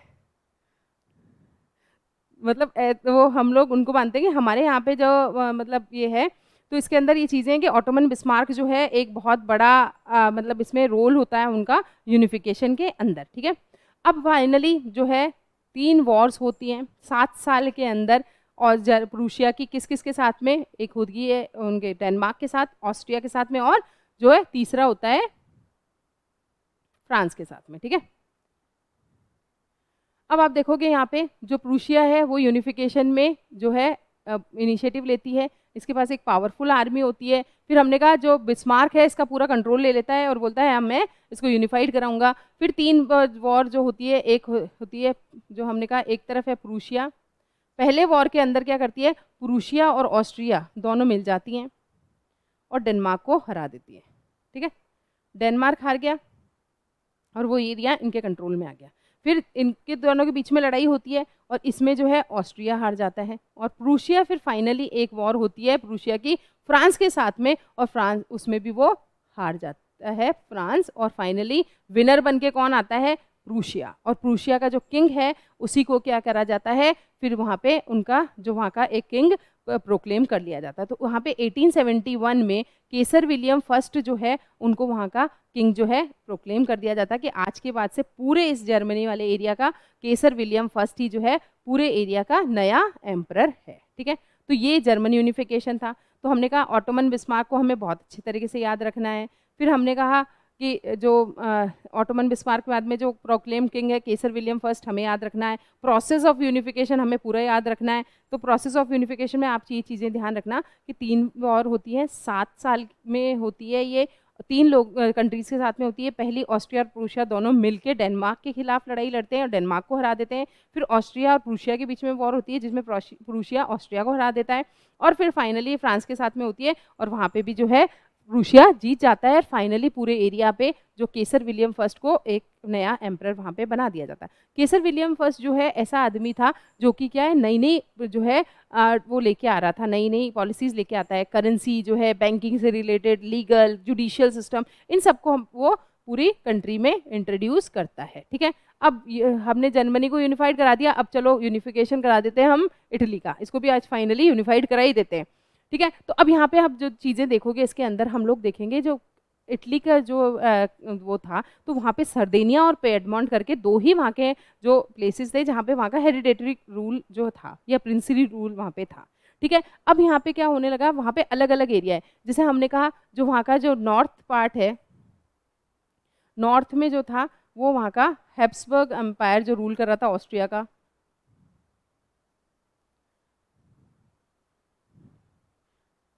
नॉर्थन पार्ट में जो है हैब्सबरी एम्पायर जो था कहाँ का, ऑस्ट्रिया का, वो रूल कर रहा था।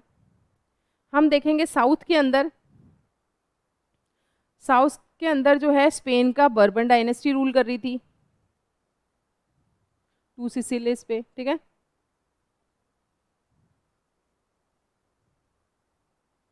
और जो सेंटर पार्ट था ना, सेंटर पार्ट पे था पेपल स्टेट यानी कि पोप का कंट्रोल। ठीक है, पेपल स्टेट था।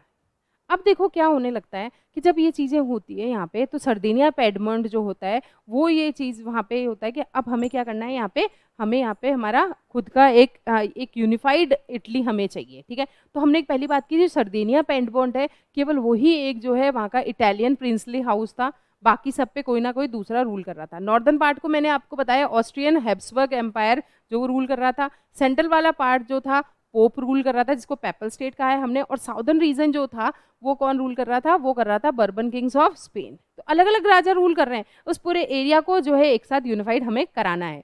हमने कहा 1830 में एक आदमी होता है गुजिबी मैजिनी नाम होता है उसका, वो क्या करता है, वो बहुत दिनों से कोशिश कर रहा है, 1830 से कोशिश कर रहा है कि हम इटली को यूनिफाई करवा देते हैं। फिर वो एक सीक्रेट सोसाइटी भी बनाता है जिसका नाम होता है यंग इटली। ठीक है, यंग इटली करके एक सीक्रेट सोसाइटी बनाता है, क्योंकि हमने कहा जब कंजर्वेटिज्म आ गया है तो सब छुप छुप के ही तो काम करेंगे ना, सीक्रेट सोसाइटीज बना के काम कर रहे हैं। मोनार्की उनके खिलाफ है, उनको मोनार्की मरवा देती, इसलिए वो लोग क्या छुप छुप के काम कर रहे थे, सीक्रेट सोसाइटीज बना रहे थे। बहुत सारी सीक्रेट सोसाइटीज मिल गई थी और फिर वो जो है अटैक करने के लिए रेडी होते हैं। अब हमने कहा अब यहाँ पे जो है हमने देखा कि रेवोल्यूशनरी अपराइजिंग जो होती है, मैंने कहा 1830 से गुजिबी मैजिनी वगैरह कोशिश कर रहे हैं, सब कुछ कर रहे हैं, लेकिन जो है यहाँ पे चीज़ें नहीं हो पा रही है। फिर उसके बाद में क्या 1831 से 48 के बीच में जो हम लोग चीज़ें देखेंगे यहाँ पे कि अब जो है ये जो सर्देनिया पेडमोंट वाला जो एरिया है उसके अंदर जो एक राजा है, सर्देनिया पेडमोंट जो इटालियन प्रिंसली हाउस है वहाँ का जो किंग है, उस किंग का नाम है किंग विक्टर एमानुएल सेकेंड। ठीक है, ये किंग विक्टर एमानुएल सेकेंड जो होता है वो बोलता है कि अब से हमें क्या करना है, अब हमें जो है हमारे इटली को एक साथ यूनिफाइड करना है। बहुत दिन हो गए कि अब ये अलग अलग जो है टेरिटरीज यहाँ पे डायनेस्टीज रूल कर रही हैं, यूनिफिकेशन नहीं है, एक एरिया से दूसरे एरिया में जाओ सब चीज़ें चेंज हो जाती है, इकोनॉमिक डेवलपमेंट हमें देखने को नहीं मिल रहा है। तो अब क्या करा गया है यहाँ पे, वो अपनी जिम्मेदारी देता है, जो किंग विक्टर एमानुएल होता है वो अपने चीफ मिनिस्टर को बुलाता है, उसका नाम है काउंट कैमिलो द कैवियोर, उसको बोलता है कि भाई अब तुम्हारी जिम्मेदारी है कि तुम किस तरीके से ये सर्देनिया पेडमोंट के अंदर पूरे एरियाज को मिलाते हो। ठीक है भाई, वो कैवियोर बोलता है ठीक है करेंगे। तो वो क्या बोलता है, मतलब बहुत ज़्यादा डिप्लोमेटिक एक अलायंस जो है फ्रांस के साथ में साइन करता है और फिर क्या है अलग अलग सबको हराना स्टार्ट करता है। तो पहला वो क्या करता है 1859 के अंदर फ्रांस के साथ में जुड़कर जो नॉर्थ पार्ट था ना उसको फ्री करा लेता है। ठीक है, नॉर्थ पार्ट को वो किस में मिला लेता है, इटली में मिला लेता है। नॉर्थ पार्ट में कौन रूल कर रहा था? ऑस्ट्रिया की हैब्सबर्ग एम्पायर जो है रूल कर रहा था। वो फ्रांस के साथ मिलता है और वो क्या करता है 1859 में इस एरिया को जो नॉर्दर्न पार्ट है उसको इटली में मिला देता है। यानी अब सरदेनिया, पेडमोंट और नॉर्दर्न पार्ट जो है यूनिफाइड हो चुका है, ये पूरा एक इटली बन चुका है। आगे की तरफ हम चलते हैं। हम यहाँ देखते हैं कि जो है अब जो साउथ वाला पार्ट है, साउथ वाले पार्ट में क्या है, एक आदमी की मदद लेता है कैवियोर, जिसका नाम था गरीबाल्दी, गुजीबी गरीबाल्दी, ठीक है।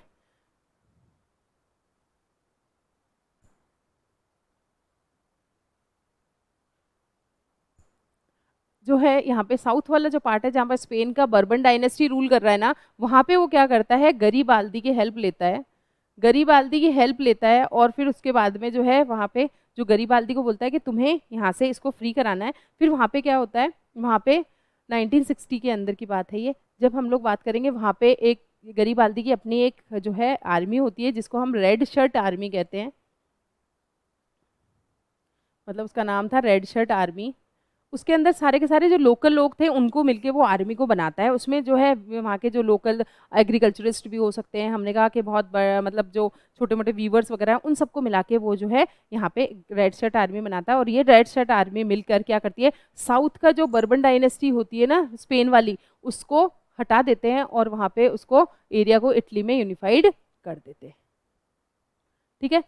तो हमने कहा फर्स्ट ऊपर नॉर्दर्न पार्ट है, फ्रांस की हेल्प लेके वहाँ पे ऑस्ट्रियन हैब्सबर्ग एम्पायर को हमने हटा दिया। फिर 1960 में हम लोग साउथ की तरफ गए, वहाँ गरीबाल्दी की रेड शर्ट आर्मी की हेल्प लेते हैं हम लोग और वहाँ पे भी इटली यूनिफाइड हो जाता है। अब भी बचा सेंटर वाला पार्ट यानी कि पोप वाला पार्ट, और वो तो पोप तो ये सारी स्टोरी देख के पहले ही घबरा जाता है और वो खुद ही सरेंडर कर देता है, ज़्यादा मेहनत करने की हमें वहाँ पे ज़रूरत ही नहीं पड़ती है और इस तरह से जो है यूनिफाइड हो जाता है इटली, ठीक है। और फिर उसके बाद में क्या होगा, जब आप ये हो जाएगा फिर उसके बाद में क्या हो जाएगा, 1861 में विक्टर इमैनुअल सेकंड को वहाँ का पूरी यूनिफाइड इटली का जो है किंग बना दिया जाता है। ध्यान रखना जर्मनी में कौन बना है, इटली में कौन बना है, ये सारे हमें याद रखने हैं चीज़ें।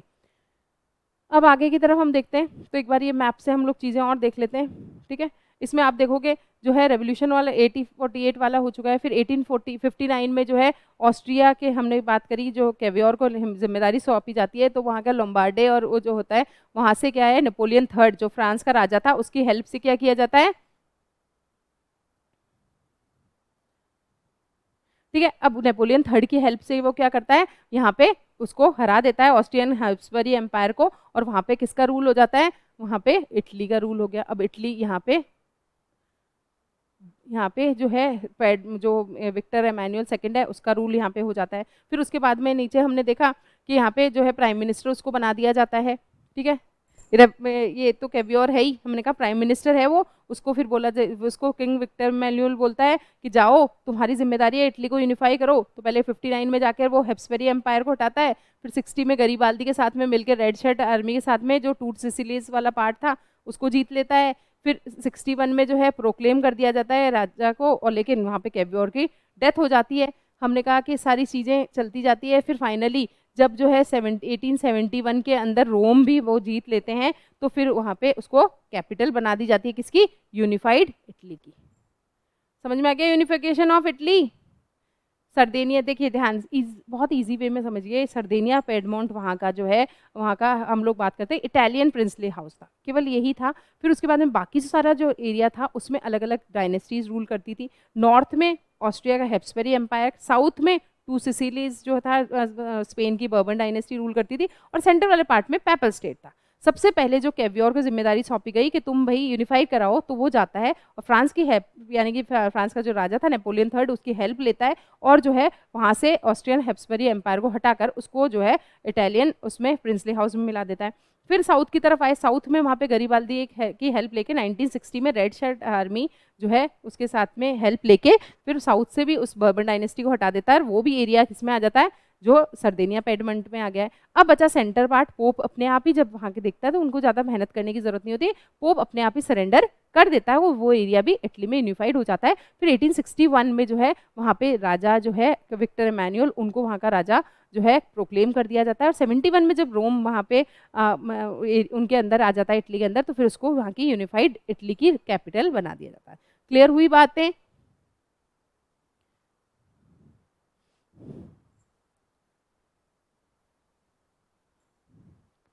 ठीक है, अब आगे की तरफ हम चलते हैं। अब आगे और किसको यूनिफाइड कराना है वो भी देख लेते हैं हम लोग। अब हमने कहते हैं कुछ एक फेमस पर्सनैलिटीज़ के बारे में हम लोग पढ़ते हैं। हमने पढ़ा था गुज़ीबी मैज़िनी, हमने कहा 1830 से जो बंदा था वो रेगुलर कोशिश कर रहा था इटली को यूनिफाइड कराने की। ठीक है, गुज़ीबी मैज़िनी जो था वो एक इटालियन रेवोल्यूशनरी था। जिनोवा में उसका वो है, उसका जन्म होता है 1807 के अंदर। फिर वो बहुत सारी एक सीक्रेट एक सोसाइटी बनाता है जिसको कार्बोनरी कहा गया था।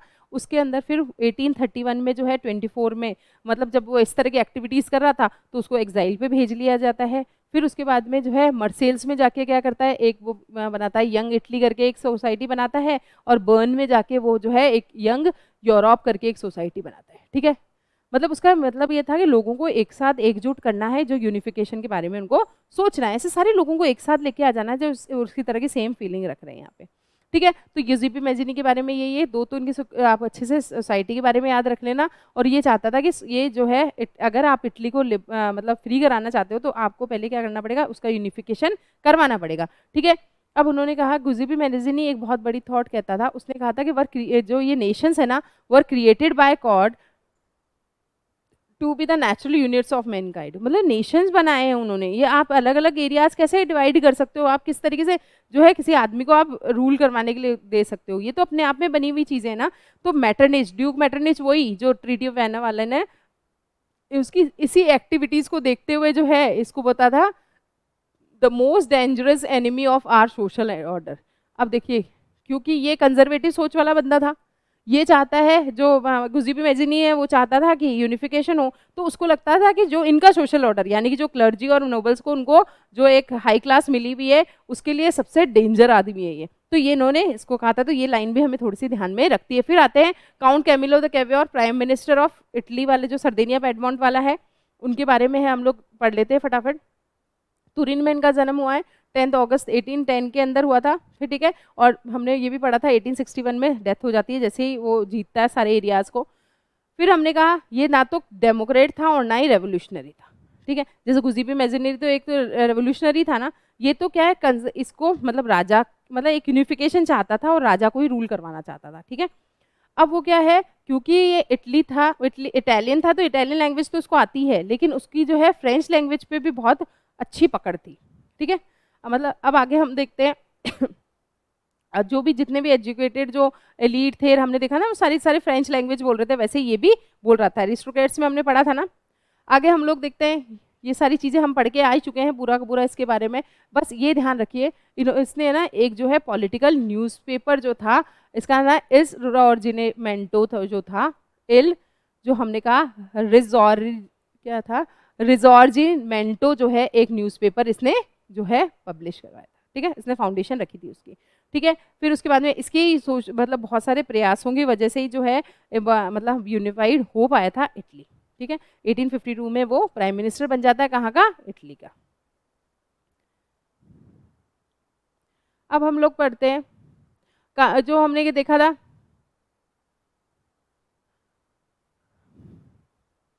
बस इसमें और कुछ चीज़ें आपको ध्यान में रखनी। एक कोलेशन बनाया था अल्बेनो रेटेजी के साथ में, ठीक है, जिसको नाम दिया गया कनुबियो, जिसको यूनियन नाम दिया गया था। तो ये हमें थोड़ा सा अल्बेनो रेटेजी जो है उसका नाम हमें याद रखना है इसके अंदर, जिसके अंदर उन्होंने जो है जो राइट और लेफ्ट दोनों को मिलाने की कोशिश करी थी यहाँ पे।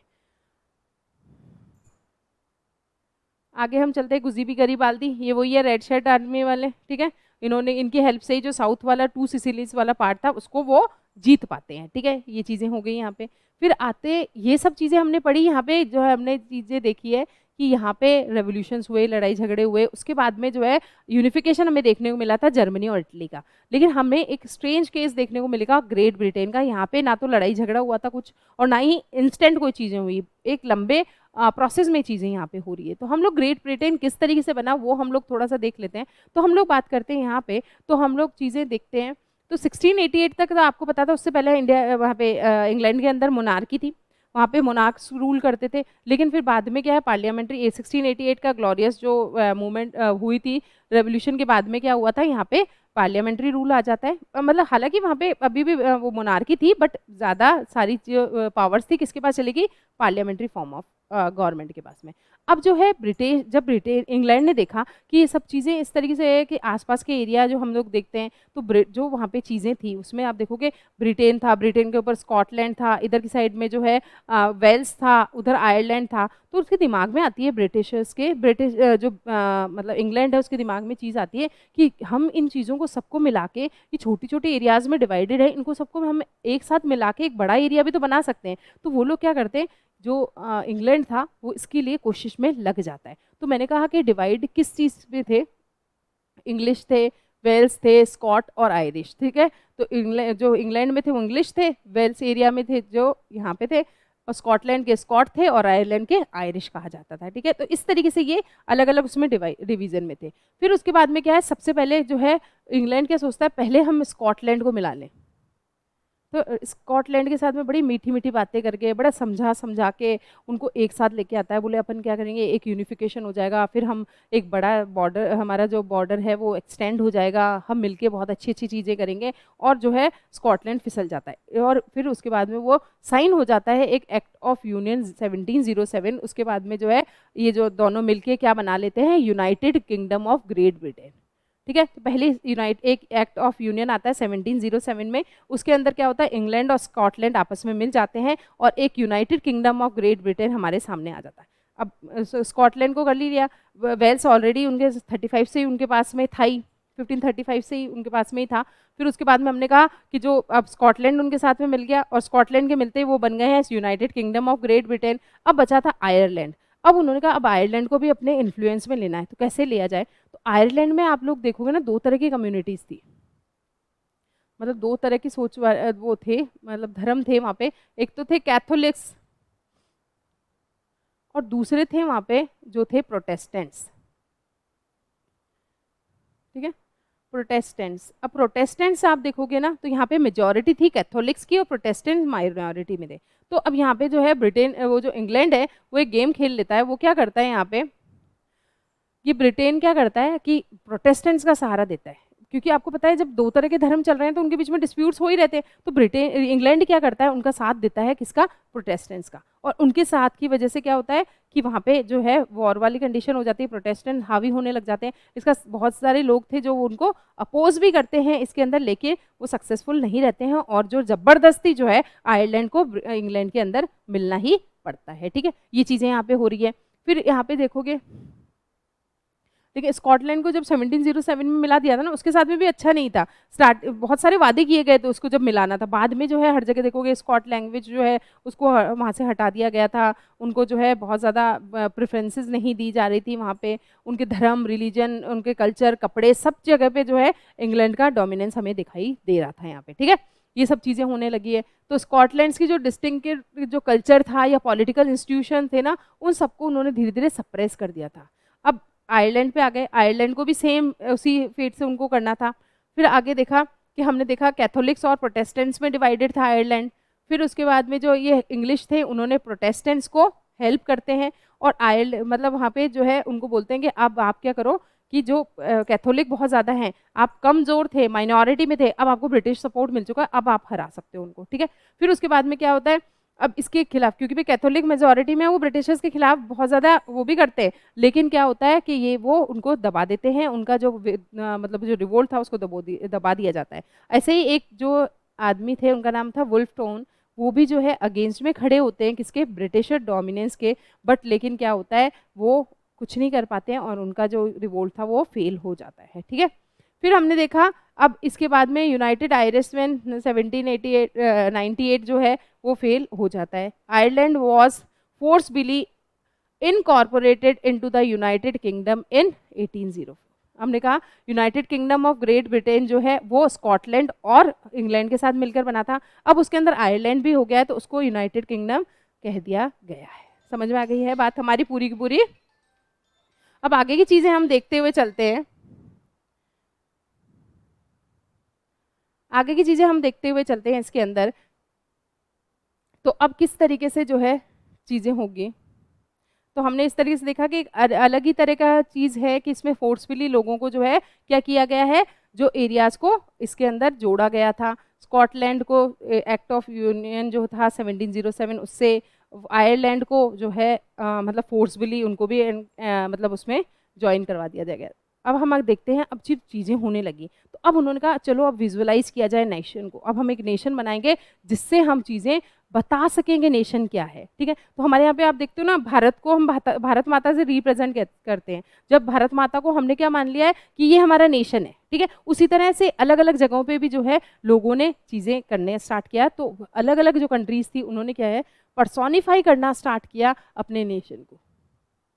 ठीक है, पर्सोनिफाई मतलब जैसे हमने कहा ना, भारत को हम भारत माता दिखाते, तो भारत माता जैसी कोई चीज़ नहीं थी, हमने जो है वो एक मतलब रिप्रेजेंटेशन दिया है, एक हमारा जो एक बहुत ऐसा एब्स्ट्रैक्ट वो था ना, उसको हमने दिखाने की कोशिश की एक पिक्चर के थ्रू। तो अब आर्टिस्ट क्या करने लगे, पोर्ट्रे करने लगे थे नेशन को एज फीमेल फिगर, जिसको हमने एलेग्रीज कहा था। ठीक है, तो अब यहाँ पे क्या है, artist use the female allegory to portray ideas such as liberty, justice and the republic.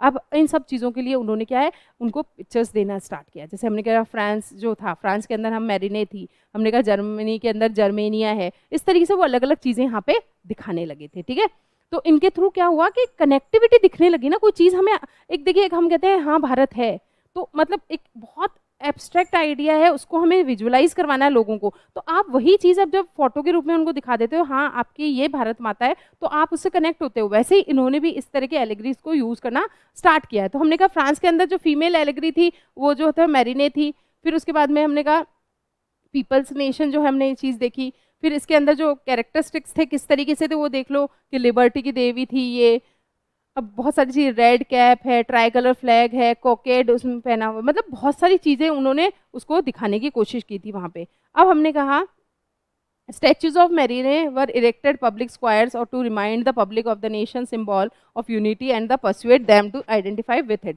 अब ये की चीज़ें क्या होने लगी, ये चीज़ें दिखा के लोगों को समझाया गया कि हमें इसको आज़ाद कराना है, हमें इसको इंडिपेंडेंट कराना है, ये हमारा नेशन है, इस तरह से लोगों को दिखाने की कोशिश की। अब ये चीज़ें जो है कॉइन्स पे, स्टैम्प्स पे, उन पे भी छपने लगी थी। उसी तरह से जर्मेनिया जो है वो जर्मनी की एलेगरी थी, जैसे ये रही जर्मेनिया। ठीक है, इसके अंदर आप देखोगे इन्होंने क्या कर रखा है, क्राउन ऑफ जो ओक लीव्स है उनका क्राउन पहन रखा है उन्होंने। ठीक है, ओक स्टैंड्स फॉर हीरोइज्म, उन्होंने हाथ में जो है वो होता ना दिख रहा ना हीरो, मतलब प्रेजेंटेशन होना चाहिए ना हीरो के जैसे, तो ये सब चीज़ें यहाँ पे दिखाई गई थी। ठीक है, अब हमने कहा ब्रोकन चेन्स जो थी बीइंग फ्रीड का था, ब्रेस्ट बैटल विथ एगल जो है जर्मन एम्पायर का स्ट्रेंथन था, ओक लीव्स जो थी वो हीरोइज्म का था, स्वॉर्ड जो थी रेडीनेस टू फाइट था। तो मतलब इस तरह की सी चीज़ें वहाँ पे दिखाई जा रही थी। ठीक है, तो ये सब चीज़ें, रेज ऑफ राइजिंग सन था, जैसे beginning of a new era, नई सूरज उगा है, नई शुरुआत हुई है, ये सब चीज़ें यहाँ पे हो रही थी। ठीक है, तो इस तरह के जो ये सिम्बॉल्स ये लोग दिखाते थे ना, उससे क्या होता था, कनेक्टिविटी होती थी किसी भी चीज़ के साथ में, आप कनेक्ट होके उनको दिखा पाते थे कि हाँ ये चीज़ ऐसे है। ये देखिए ये क्राउन आपको जहाँ दिख गया तो हमें पता है कि हाँ, हम नहीं कहते कभी किसी को विरोध करना होता तो वो काले कलर के वो बांध के घूमता है, तो हम बताते हैं ये आदमी जो है इसका मतलब ये अभी विरोध कर रहा है किसी चीज़ का, काले कपड़े पहनना, ये सब मतलब कुछ चीज़ ऐसे दिखा देना। ठीक है, अब हम लोग ये सब चीज़ें पढ़ ली हमने, नेशनलिज्म नेशनलिज्म नेशनलिज्म, इस पूरे चैप्टर में हमने यही करा। तो नेशनलिज्म आपको क्लियर है कि कनेक्टिविटी होती है, टुगेदरनेस होती है, और हमने क्या कहा, कॉमन बिलोंगिंगनेस होती है। उसी तरह एक नया वर्ड होता है एक इम्पेरियलिज्म। इम्पेरियलिज्म मतलब है टेरिटरीज एक्सपेंड करना, साम्राज्य बढ़ाना, तो यही चीज़ हो गई। तो इसमें हमने क्या कहा, एक बड़ी कंट्री जो होती है आसपास की छोटी छोटी कंट्रीज़ को सबको एक साथ लेके अपनी टेरिटरीज को एक्सपेंड करना चाहते हैं। तो इसी तरह को हम लोग जो है एक, हम लोग यहाँ स्टोरी की तरह समझ लेते हैं, वहाँ पे था एक बाल्कन रीजन। ठीक है, बाल्कन रीजन में आप लोग चीज़ों को समझेंगे, बाल्कन रीजन में जो चीज़ें देखेंगे आप लोग, उसमें आप देखोगे कि रोमानिया है, बुल्गारिया है, ग्रीस है, ऐसी छोटी मोटी बहुत सारी कंट्रीज़ थी इसके अंदर, आप देखोगे क्रूशिया है, ये सब चीज़ें यहाँ पे थी। अब हम लोग चीज़ें यहाँ पे देखोगे कि मतलब छोटे छोटे एरिया से मिलके बाल्कन रीजन बना था पूरा का पूरा। अब हम लोग चीज़ देख रहे हैं कि अब यहाँ पे जो ये बाल्कन रीजन था, यहाँ पे ऑटोमन एम्पायर रूल करता था, बट ऑटोमन एम्पायर अब धीरे धीरे वीक होता जा रहा है, और जैसे ही सेंट्रल पावर वीक हो जाती है ना, सब लोग इंडिपेंडेंट होना स्टार्ट कर देते हैं। तो यही सेम चीज़ क्या हो रही थी, यही सेम चीज़ हो रही थी वहाँ पे, कहाँ पे, बाल्कन में। ठीक है, अब आगे की तरफ हम देखते हैं, they strengthen the themselves through modernisation. अब हमने कहा कि जो है वो भी मॉडर्नाइजेशन चाहते थे, वो चाहते थे कि हाँ कंट्री जो है वहाँ पे बहुत सारे जो इंटरनल रिफॉर्म्स वगैरह आए। तो ये सब चीज़ें हैं कि हमने कहा जब वहाँ के एरिया, वहाँ के सेंट्रल पावर कमज़ोर हो गई, सारे के सारे जो है क्या होने लग गए हैं, सारे के सारे बनने लग गए हैं जो हमने कहा इंडिपेंडेंट स्टेट्स बनने लग गए, जो बाल्कन वाला एरिया जो है वहाँ पे हमें बहुत सारे कॉन्फ्लिक्ट्स देखने को मिल रहे थे। अब ये जो कॉन्फ्लिक्ट्स हो रहे हैं, क्योंकि देखिए क्या है, ये इतने सारे एरियाज है, हमने कहा Romania, Bulgaria, Albania, Greece, Macedonia, Croatia, Bosnia, जो है ये सारे के सारे एरियाज हैं, ये सब क्या है, ये सब एक दूसरे से यूँ होता है ना कि मेरी टेरिटरी पास वाले स्टेट से ज़्यादा हो, तो ये लोग क्या आपस में लड़ते झगड़ते रहते थे। अब जब इतनी ज़्यादा लड़ाई झगड़ा इनके बीच में दिख रहा था छोटी मोटी कंट्रीज़ के अंदर, तो इसके अंदर जो बड़ी कंट्रीज़ है ना वो भी अपनी इंटरेस्ट यहाँ पे दिखाने लग गई थी। ठीक है, बड़ी बड़ी पावर्स जैसे हमने कहा रशिया है, हमने कहा जो ब्रिटेन है, या हमने कहा ये क्या नाम है ऑस्ट्रिया प्रूशिया है, ये लोग भी सब क्या चाह रहे थे कि ये जो है हम इस पे कंट्रोल कर लें। अब ये जब ये छोटा मोटा उनके आपस में हो रहा था स्टेट्स के अंदर, तब तक वो उनकी राइवलरी बनी हुई थी, लेकिन जब बड़ी कंट्रीज़ की इसमें एंट्री हो जाती है, जब बड़ी बड़ी कंट्रीज़ भी इस एरिया को अपने एरिया में लेना चाहती है, तब यहीं से शुरुआत होती है हमारी वर्ल्ड वॉर फर्स्ट की। तो एक बाल्कन रीजन भी एक बहुत बड़ा इंपॉर्टेंट कारण बनता है किसके अंदर, फर्स्ट वर्ल्ड वॉर को स्टार्ट करने के अंदर। ठीक है, तो ये सब चीज़ें हमें यहाँ देखने को मिल रही है। तो 1914 Europe was devastated because of nationalism aligned with imperialism. Anti-imperial movement were developed, but they all struggled to form independent nation states, but the idea of nation state was accepted as natural and universal. ठीक है, ये चीज़ें यहाँ पे हो रही है कि हमने पूरे चैप्टर में क्या पढ़ा है कि हमें एक नया थॉट मिला था, वो थॉट था नेशनलिज्म। हमने कहा वो फ्रांस के थ्रू यहाँ पे एंटर हुआ, यूरोप के अदर कंट्रीज से होता जो है हमने पढ़ा, हमने जर्मनी का यूनिफिकेशन पढ़ा, हमने फ्रांस का यूनिफिकेशन पढ़ा, हमने स्ट्रेंज केस ऑफ ब्रिटेन देखा है, और हमने एम्परियलिज्म के रूप में बाल्कन रीजन को देखा है। तो ये पूरे चैप्टर में हमने देखा कि किस तरीके से यूरोप की सारी कंट्रीज़ के अंदर नेशनलिज्म आ रहा था। तो यहाँ पे ही हमारा ये चैप्टर खत्म होता है। तो आई थॉट कि आपको पूरी चीज़ें क्लियर होगी।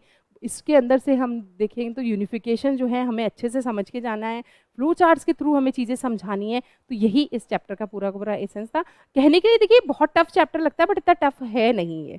तो अब हम मिलेंगे नेक्स्ट चैप्टर के साथ में। Thank you so much.